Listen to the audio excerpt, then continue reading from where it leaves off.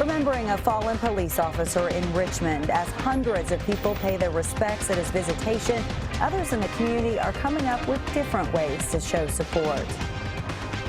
People in Jessamine County are remembering a paramedic who died after being hit by a car. One woman tells us how he saved her life after a crash. Two people face several charges for leading police on a chase here in Frankfort. Coming up, we'll show you the dash cam footage and tell you about the unusual place one of the suspects was found.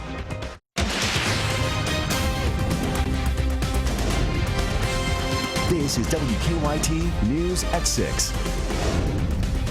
Good evening. Family, friends, and police officers from around the state and even around the country have come to Richmond tonight to honor a fallen hero. The visitation continues for a police officer killed in the line of duty. Richmond police officer Daniel Ellis died last week, 2 days after being shot while investigating an attempted robbery. Victor Puente is at EKU's Alumni Coliseum where the visitation is being held. He's live to begin our top story team coverage. Good evening, Victor. There are 2 hours left in Officer Daniel Ellis's visitation. So far, we've seen a steady flow of people going into Alumni Coliseum, many of them in uniform. The hundreds of law enforcement members who came to Richmond today were saying goodbye to an officer shot while trying to protect others. You think about what if it was one of yours, and again, we're all brothers and sisters, so it hits home even if you're a county or 2 counties away or even a state away. Officer Ellis was investigating an attempted robbery when he was shot last week. A family that lives near that scene came today to pay their respects. They say they saw the lights and heard the sirens and eventually learned what had happened. My heart fell to the ground. I prayed as hard as I could, and I keep them all the time in my prayers.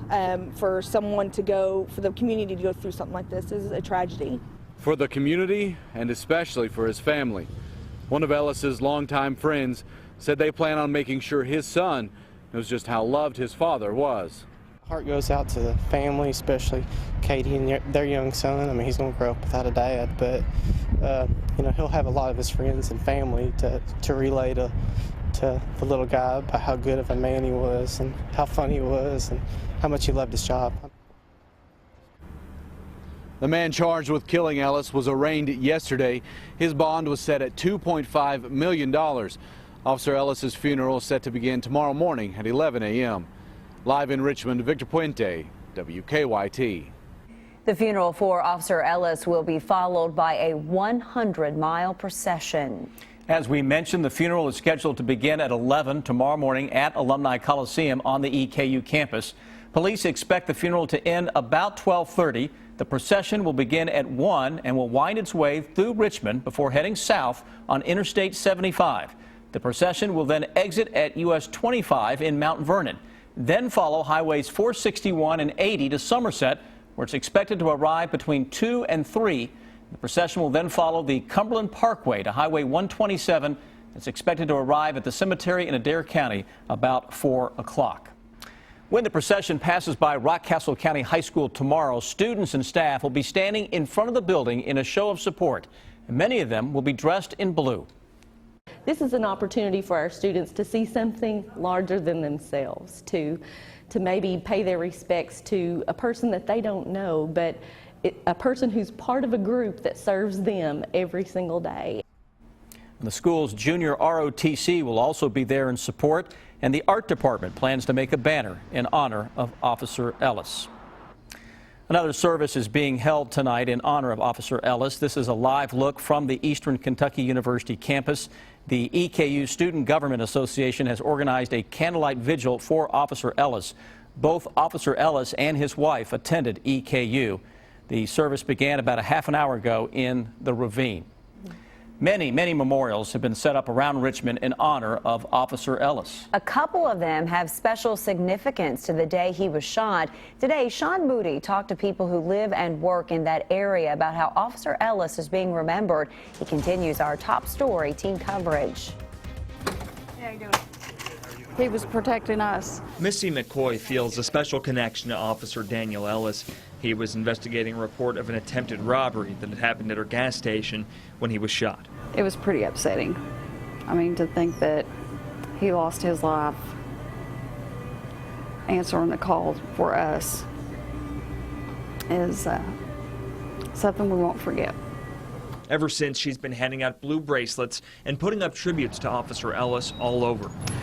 We put ribbons around all of our flower pots. I just did that yesterday in remembrance of 457 with a thin blue line on it. She wants to be sure that everyone knows who he was, and the station's taking up donations, about $500 so far. People don't think twice about putting all of their change in. Police said Officer Ellis's investigation led him here to some nearby apartments where he was shot. The people who live around here in these apartments told me it was important to them to make sure that the public knows that they stand with Officer Ellis's family. There's good people over here, you know, not everybody over here is bad. The people who live here don't want the apartment to be remembered as the place where his final investigation ended. They want it to be a tribute to how he lived his life. We all got candles and put them down there and lit them, and we just prayed. Madison Marshall has spent time here at the memorial, and her family put up a blue ribbon on their door. Showing that we cared. She hopes the tributes that are popping up all over town can bring just a little comfort to Officer Ellis's family. I pray that, you know, his family gets comfort and that the good Lord helps him. In Richmond, Sean Moody, WKYT. We have more information about memorial plans for Officer Ellis on WKYT.com. You'll also be able to watch the funeral live tomorrow morning on our website. In Jessamine County, people are preparing to say goodbye to a paramedic who died after being hit by a car. John Mackey was on duty when the car hit him last Thursday. He died at UK Hospital yesterday. Around Nicholasville, many people have come up with ways to show their support for Mackey's family and first responders. Hillary Thornton explains. Changing out light bulbs seen throughout Jessamine County, a green glow common this week as a tribute for veterans, but now taking on another meaning in the small community. Also, it's in honor of our EMS driver that was hit by a car and killed, John Mackey. Mackey, a husband and father of 3, served 16 years as a paramedic. From the courthouse to porch lights to the EMS stations, the green lights away the community he served is honoring their fallen hero. In addition to those green lights, tributes are popping up all over town for the longtime paramedic, like this one here behind me.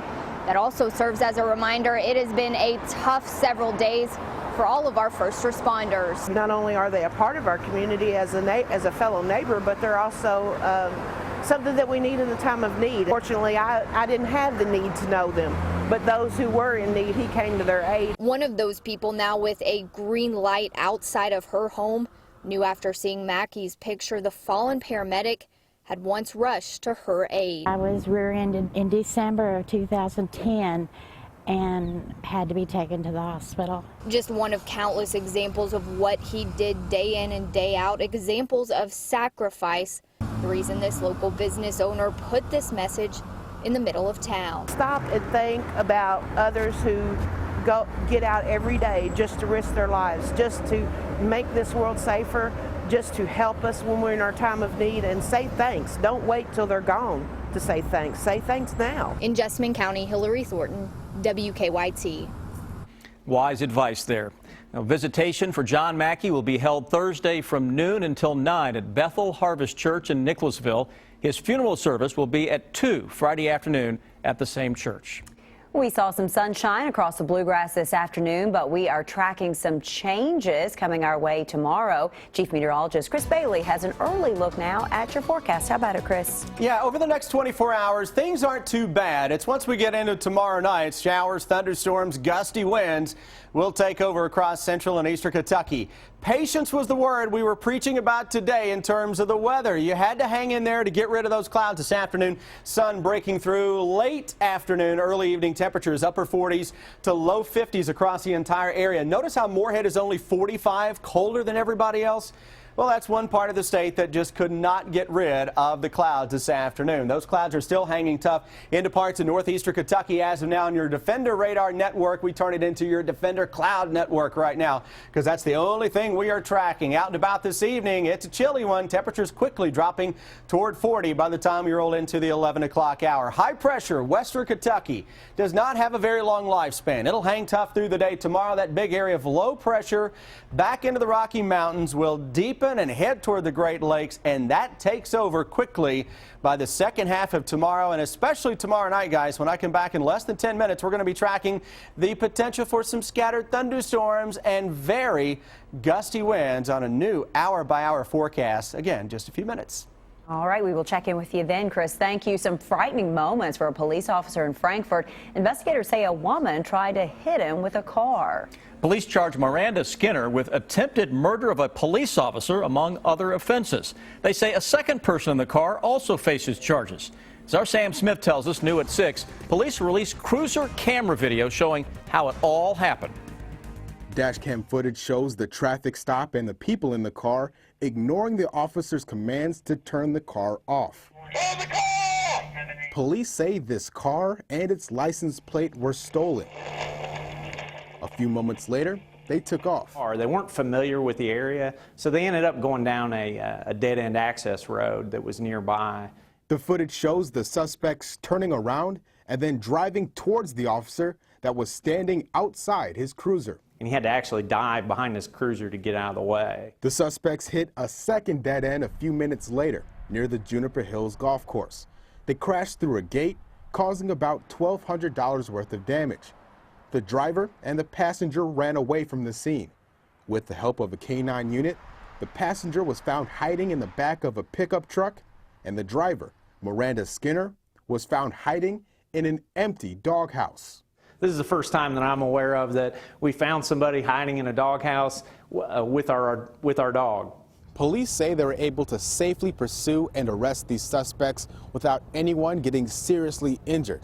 They say that's exactly what they like to see. And our supervisors monitor these things very closely when they're going on, and will put a stop to them if things are getting unsafe for the public at large. In Frankfort, Sam Smith, WKYT. Skinner did not want to talk to us from jail today. Police charged the passenger, Brian Wells, with resisting arrest and assault of a police officer for allegedly kicking an officer in the face.